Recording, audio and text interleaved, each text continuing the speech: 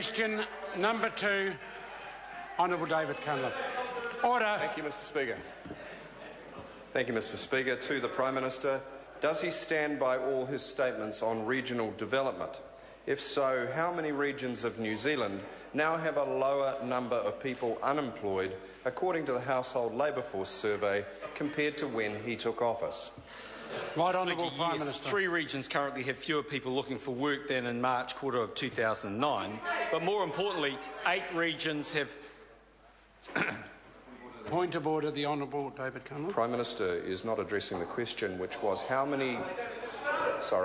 many regions are a lower number of people unemployed that is different from how many people are looking for work. And the Prime Minister is deliberately not answering the question that was asked because he doesn't like the answer. The member will resume his seat.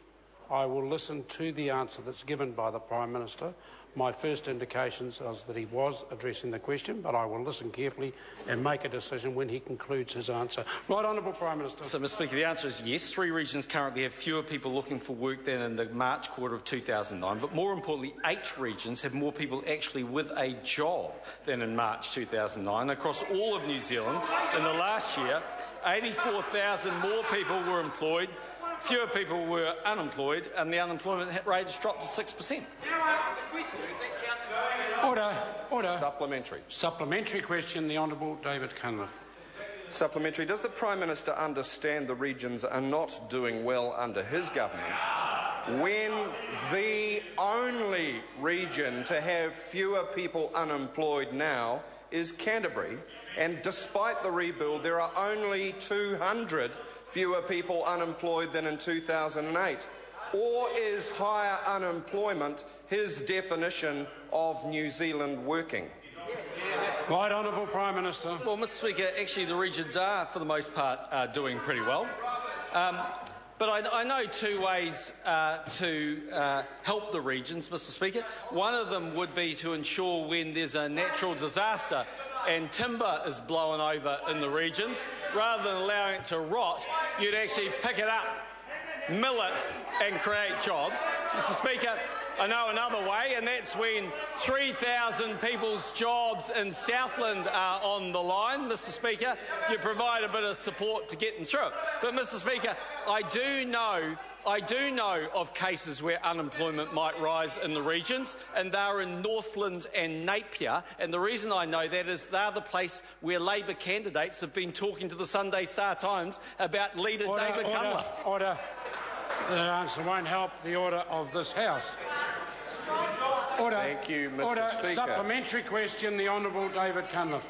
Mr. Speaker, does the Prime Minister understand that people are not doing well in his regions when 13 out of 16 regions have lower weekly median incomes now than when he took office? 13 out of 16 are worse off after his GST and price increases.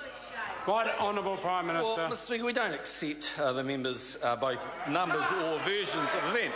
But Mr. Speaker, here's what we do know about the regions. They rely very heavily on agriculture, Mr. Speaker, on oil and gas, Mr. Speaker, and on minerals. They also, Mr. Speaker, rely on businesses that are taxed fairly. And what are the Labour Party policies? Oh, that's right, get rid of agriculture with the Greens, get rid of oil and gas exploration, Mr. Speaker, and put a capital gains tax on every business around the regions. Order. Supplementary question, Honourable David Cunliffe. Mr. Speaker, why is the Prime Minister pinning all his hopes for regional development on the dairy industry when dairy prices have already collapsed 30% in the last 6 months, and Federated Farmers has told me that 20% of farmers will go to the wall if the payout hits $6? Order. Right, Honourable Prime Minister. Well, Mr. Speaker, the member has named more crises in the last 10 months than people who actually support him in his own caucus. So let's get that bit right for a start.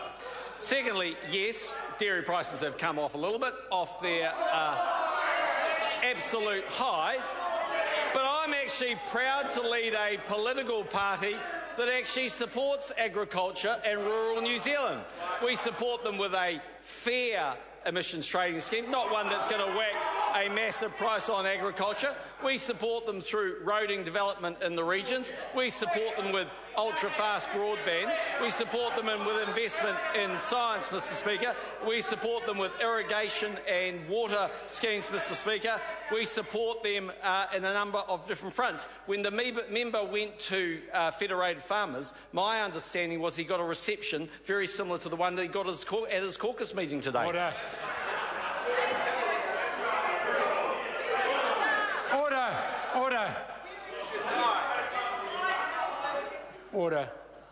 Honourable David Cunliffe, supplementary question. Mr Speaker, if the Prime Minister cares so much about regional development, why was the best he could tell the local government conference in Nelson this morning that he's going to hand it over to social media to come up with flim-flam ideas on red tape because his team can't do the work for themselves? And why won't he do something more constructive, like put up $200 million of major partnership projects like the Gabor government that is very well received by local government New Zealand? Order. Mr. Right, Speaker, Honourable Prime Minister. The member got one thing right. I've got a team, and I don't call my team scabs, Mr Speaker.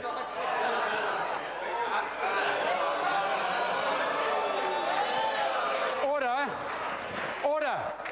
Order. This is order. This is a point of order, and I will hear it in silence. Mr Speaker, I have just sat back and watched the Prime Order. Minister... Would the member just come to his point of order? Order! Mr Brownlee.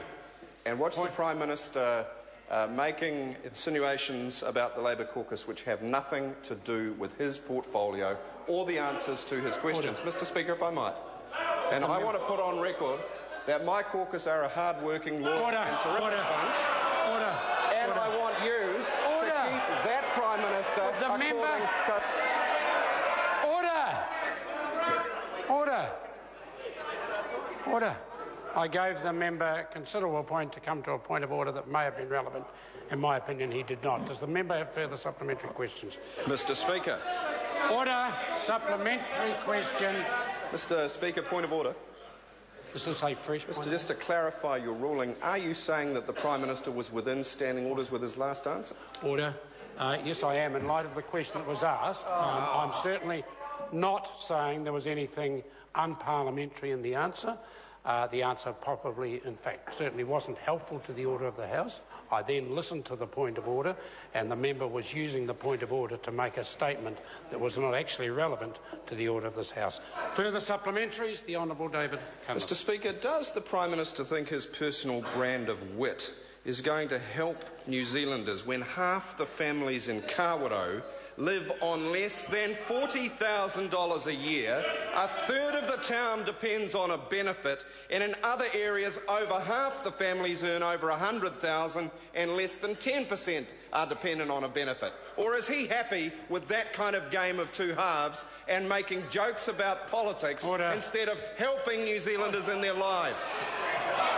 Right, Honourable Prime Minister. Mr Speaker, I could take the member seriously if he was actually prepared to support economic development initiatives. But unfortunately, his record and the opposition's record over the course of the last 6 years has been to oppose every decent economic development initiative.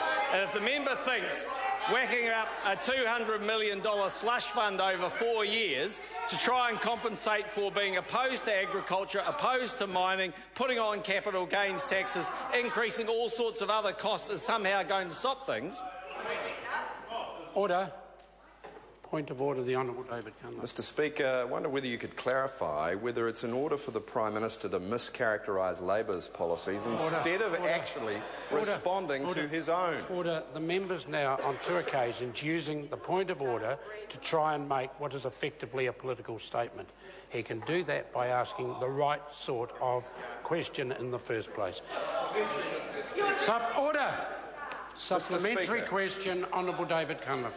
Mr Speaker, when there are regions like Opotiki, where 1 in 5 working age people are on a benefit, and the community is crying out for job opportunities, doesn't it make sense to spend projects to create an economic step change rather than spend millions of dollars every year on welfare? Or does he think that's a joke too?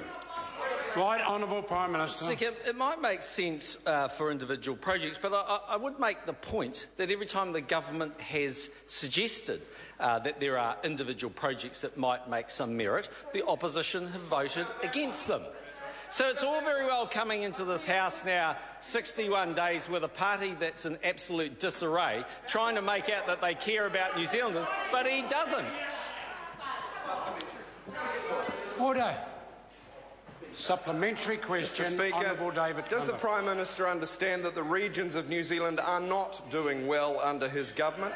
When the number of young people not in education, employment or training has risen in 3/4 of the regions under his government, with devastating social consequences.